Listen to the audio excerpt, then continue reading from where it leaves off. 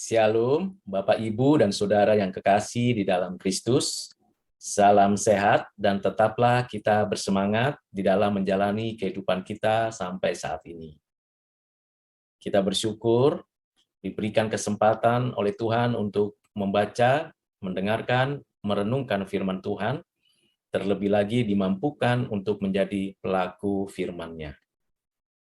Sebelum kita membacanya, merenungkannya bersama, mari kita berdoa kepada Tuhan kita untuk mendapatkan pencerahan. Mari kita berdoa. Allah Bapa yang bertata di dalam kerajaan surga, kami sungguh bersyukur untuk segala pertolongan-Mu dalam kehidupan kami.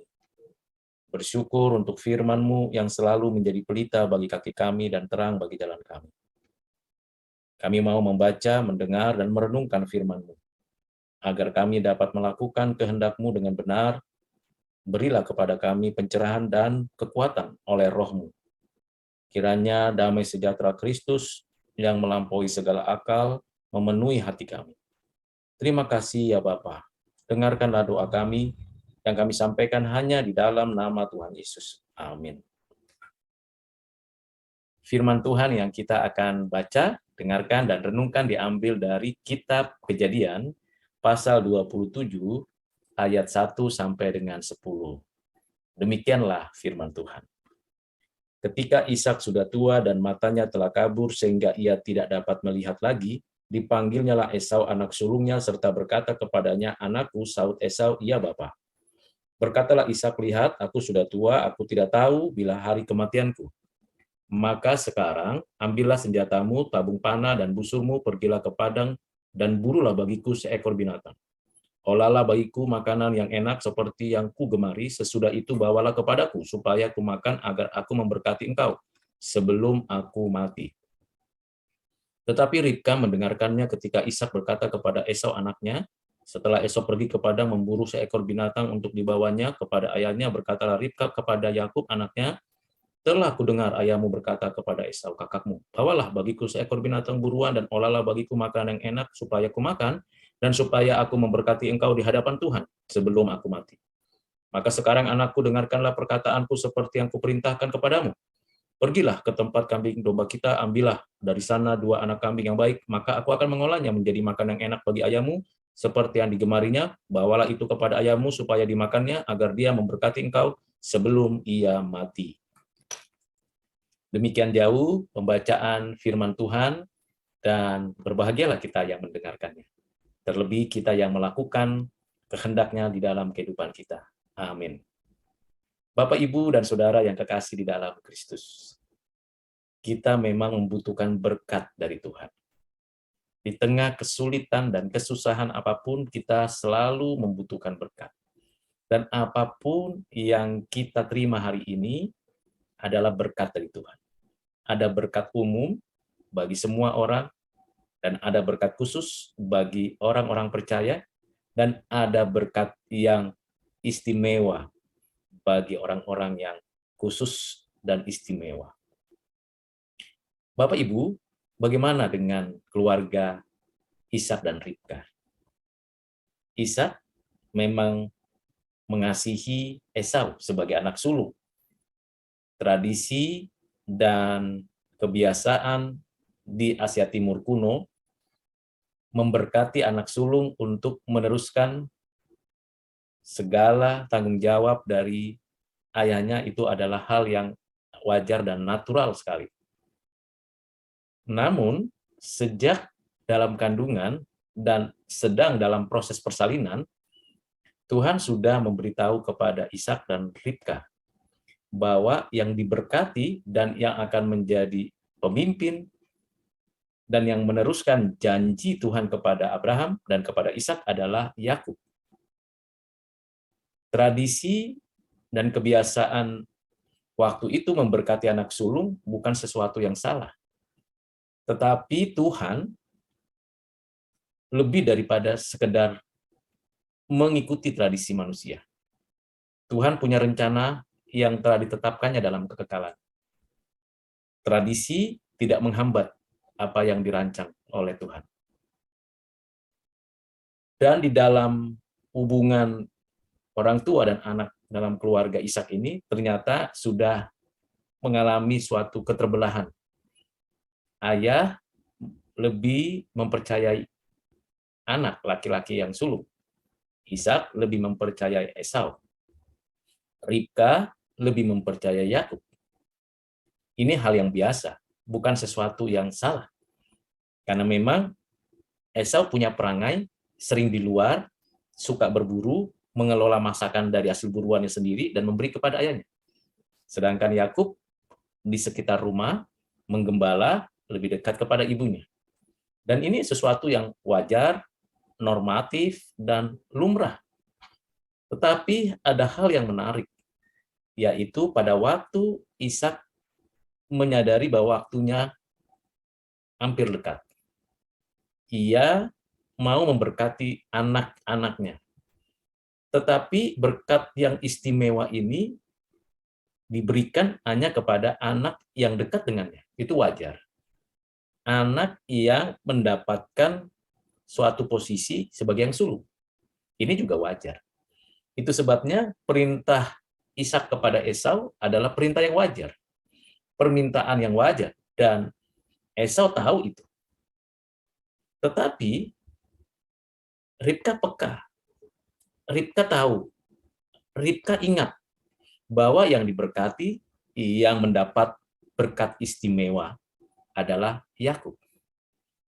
Terlebih lagi kalau berkat itu berkaitan dengan warisan perjanjian Tuhan dan Abraham, Tuhan dan Ishak. Dan ini seharusnya dilanjutkan perjanjian Tuhan dan Yakub.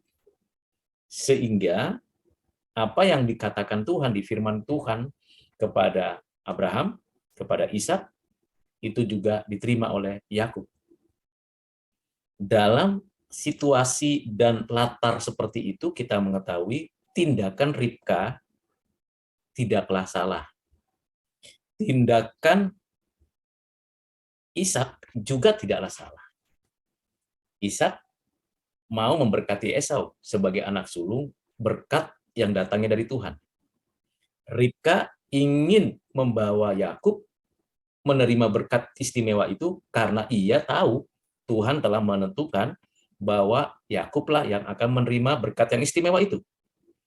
Jadi dari sini Bapak Ibu Saudara yang kasih dalam Kristus, kita perlu menempatkan diri pada posisi Ishak dan Ribka.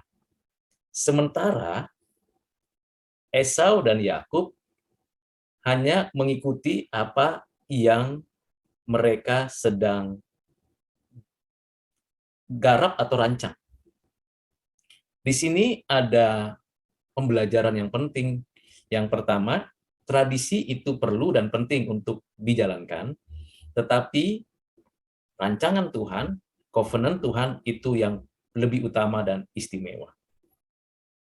Pengajaran ini memberikan kepada kita untuk tidak menghakimi dan menilai buruk tradisi dan kebiasaan dari sebuah keluarga, dan tentu itu baik adanya, bukan kejahatan, untuk memberkati anak-anak sulungnya, untuk memberkati anak-anaknya, orang tua, tentu itu baik. Tetapi juga adalah perlu dan penting untuk lebih mengutamakan rancangan Tuhan. Dalam peristiwa ini, saya berharap Bapak Ibu Saudara jangan mengikuti strategi Ribka, karena Ribka mendapatkan pengertian yang khusus. Ini hanya berlaku bagi keluarga Ishak dan Ribka. Beda dengan kita. Kita sudah mendapatkan berkat yang istimewa di dalam Kristus. Dan yang sulung adalah hanya Yesus Kristus, saudara kita yang sulung. Kita di dalam Kristus mendapatkan berkat yang istimewa. Apa itu? Keselamatan, hidup yang kekal. Sedangkan di dalam konteks ini, Ishak memberkati Esau dalam rangka tradisi. Ribka ingin berkat yang istimewa itu hanya untuk Yakub. Jadi kedua-duanya menjalankan hal yang baik, tetapi yang lebih penting, lebih istimewa, itu adalah apa yang diharapkan, atau dapat terjadi pada diri Yakub. Sehingga Yakub mengikuti apa yang diminta ibunya, Ribka, dan Esau mengikuti apa yang diminta ayahnya, Ishak. Sama-sama baik. Keduanya memiliki kepolosan dan ketulusan mengerjakannya. Tidak ada persaingan di sana. Tetapi tidak pada posisi yang tepat, itu saja. Kalau dibalik, Ishak memanggil Yakub untuk berburu. Tentu tidak bisa. Karena Ishak selain tidak bisa berburu, maksud saya, karena Yakub selain tidak bisa berburu, Yakub pun tidak bisa memasak daging olahan seperti yang dilakukan oleh Esau. Nah, ini berbedanya. Jadi kalau kita balik. Sedangkan kalau kita balik, Esau mengembalakan kambing domba dan dia membiarkan ibunya memasak dari kambing atau domba yang disembelih itu untuk dimasakkan. Dia merasa lebih mahir dan lebih terbiasa, dia mengelola sendiri daging buruhannya. Dalam posisi seperti itu, kita tidak bisa membalik-balik. Andai kata Yakub yang sulung, Esau yang terakhir, apakah bisa Yakub memburu binatang untuk? Tidak bisa. Kita tidak bisa melihat konteks dengan andai kata, karena sudah terjadi. Kita hanya bisa menemukan maknanya dari konteks ini dengan tepat. Dari kisah ini, sederhananya adalah bagaimana kita menyadari bahwa tradisi yang kita ikuti tidak lebih tinggi dari rancangan Tuhan. Tetapi sebaliknya, rancangan Tuhan tidak meniadakan tradisi yang baik dari apa yang manusia dapat ungkapkan. Tradisi ditebus dengan rancangan Tuhan yang baik dan pasti istimewa. Dengan pengertian ini, kita sebagai orang Kristen dalam konteks saat ini, mari kita tetap menjaga, mengikuti tradisi-tradisi yang baik dari orang tua, dari leluhur kita. Tetapi kalau diperhadapkan dengan rancangan Tuhan, diperhadapkan dengan kehendak Tuhan, diperhadapkan dengan kemauan Tuhan, maka tinggalkan tradisi, utamakan rancangan Tuhan dan kehendak Tuhan. Atau setidak-tidaknya, tradisi itu harus berada di bawah kendali rancangan Tuhan, kebenaran Tuhan, kehendak Tuhan. Kiranya dari pembelajaran yang singkat ini, Bapak, Ibu, Saudara dapat memahami apa yang dikehendaki Tuhan bagi kita saat ini. Tuhan Yesus memberkati. Mari kita berdoa. Bapak, terima kasih untuk firman-Mu, untuk renungan hari ini. Biarlah kiranya Engkau menolong kami untuk menaati firman-Mu, lebih mementingkan rancangan Tuhan, kehendak Tuhan bagi kami, dibandingkan dengan tradisi manusia. Kami mohon kekuatan dari Roh-Mu untuk menjadi pelaku firman. Berkat-Mu atas setiap orang yang mendengarkan firman. Di dalam nama-Mu Tuhan Yesus kami berdoa. Amin.